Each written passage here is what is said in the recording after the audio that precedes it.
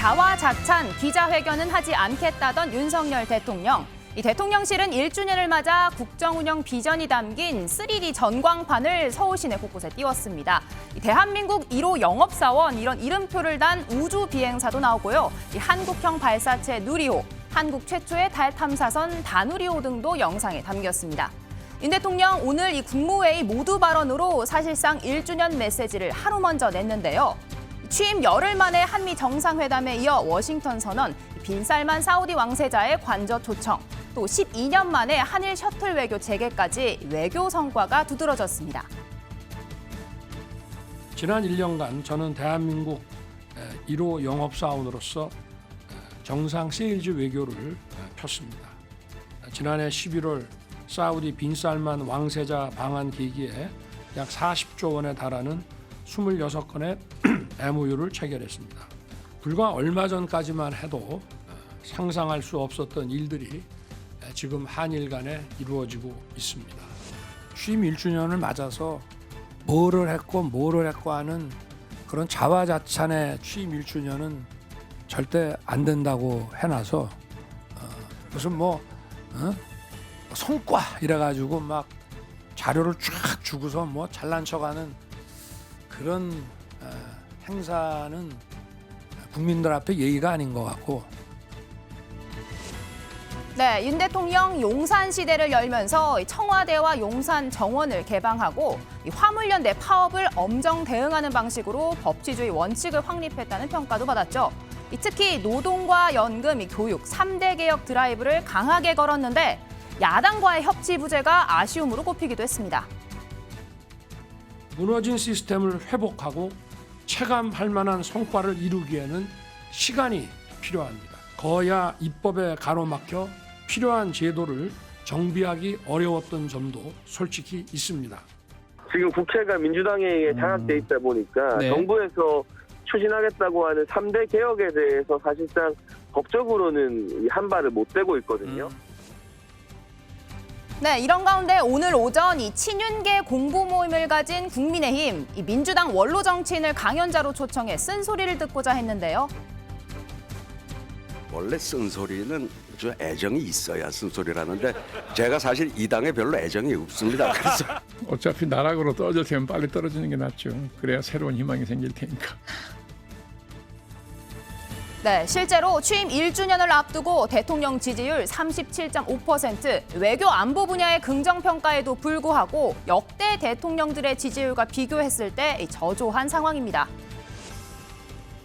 매번 그 정상회담 할 때마다 문제가 해결되는 게 아니고 외교 원칙은 흔들리고 경제는 악화되고 있습니다. 그리고 많은 국민들의 생각과 다른 방향으로 하고 있는 것 같아서 걱정이 되고 또 그렇게 하고 나서는 국민 상대로 성과가 컸다고 이 가스라이팅하고 있는 것 같아요.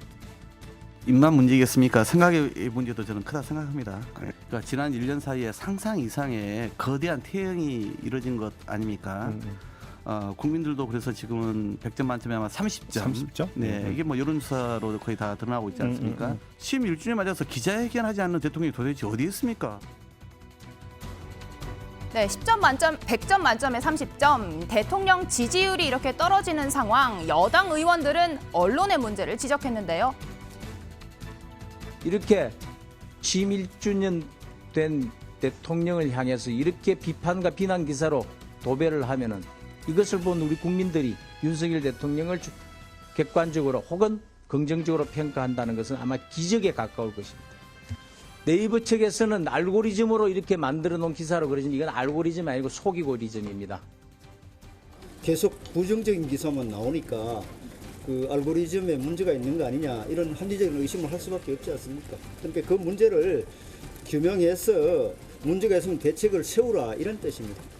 근데 윤석열 대통령으로 하면 또 좋은 기사도 아까 많이 나오지 않습니까? 좋은 기사가 나오는 게 아니고요. 연합뉴스에 다른 중립적인 기사도 많이 나오고. 근데 비판적인 기사가 그날따라 유단히 많이 나오면 될 수도 있는 건데. 그러니까 그것만 가지고 단정할 그거를 알고리즘이나 이런 그 뉴스 편집에 문제가 있는지 그거를 검증해서 그 문제가 있으면 네이버에서 대책을 세워야 된다 그런 취지로 이야기한 거니까 그 뭐 다른 그 의미가 있는 것이 아니고.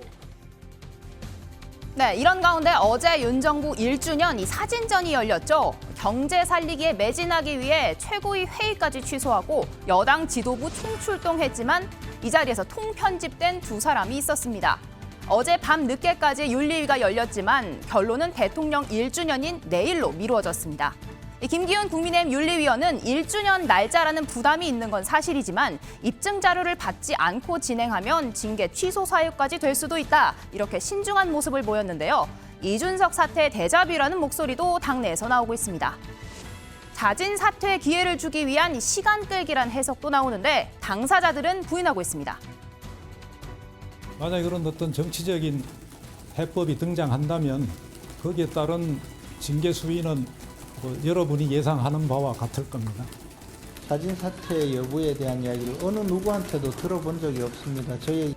제가 자진 사퇴 입장이었다면 여기에 윤리에 오기 전에 밝혔을 것이겠죠.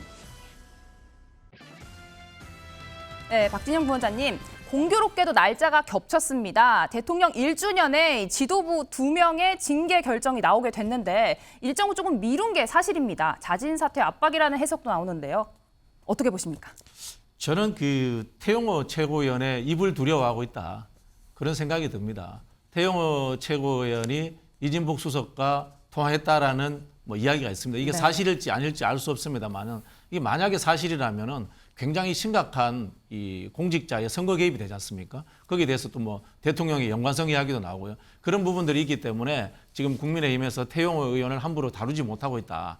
그런 생각이 들고요. 사실 태용호 의원이 이진복 수석과 통화했다 안 했다라는 것보다는 사상 관련 발언들이라든가 또는 김구선생 관련 발언들이라든가 이런 것들 자체가 한국 사회의 보편적 이식과 완전히 다르기 때문에 정당 활동을 할 수 없는 수준의 사고 체계를 가진 분이에요. 징계해도 되는 겁니다. 근데도 못하고 있다. 이건 뭐냐? 제가 봤을 때 혹시나 태용호 의원이 지금 상황에서 이진복 수석과 통화한 것이 사실이다. 이런 이야기하면 어떡할까? 라는 그런 저는 두려움 때문이 아닌가 그런 생각이 듭니다. 네. 그래서 일정을 연기하고 있다 이렇게 보시는 건데요. 최진현 변호사님은 어떻게 보십니까? 이게 이준석 전 대표의 대자뷰다 이런 얘기도 제가 드렸는데 절차상의 문제가 없도록 굉장히 신경 쓰는 모습이 보이는데요. 그렇습니다. 말씀처럼 어떤 징계 처분이나 형사 처분이 있을 때는 그것이 절차적 내용과 실체적 내용이 정확해야 나중에 뒤탈이 없습니다. 특히 아까 나왔습니다만 황정근 윤리위원장 같은 경우에는 판사 출신 법조인입니다.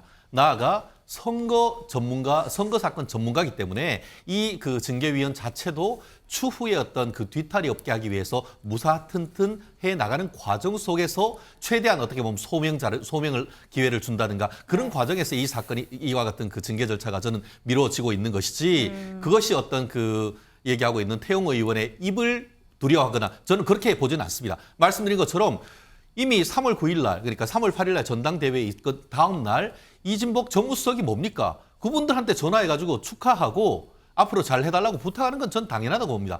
다만 그 속에서 과연 공천 얘기 같은 것들이 있었는지 이 부분과 관련해서는 양당 사자가 그걸 부인하고 있지 않습니까? 자기 목숨 걸고라도 그 태용호 의원은 그런 일이 없었다고 얘기를 하고 있습니다. 그렇다고 하면은 결국 이 윤리위원회에서 징계 양정을 제대로 해서 결정을 하면 되는 것인데 공교롭게 같은 날이 됐습니다. 빨리 신속한 결정이 좀 필요하다고 봅니다.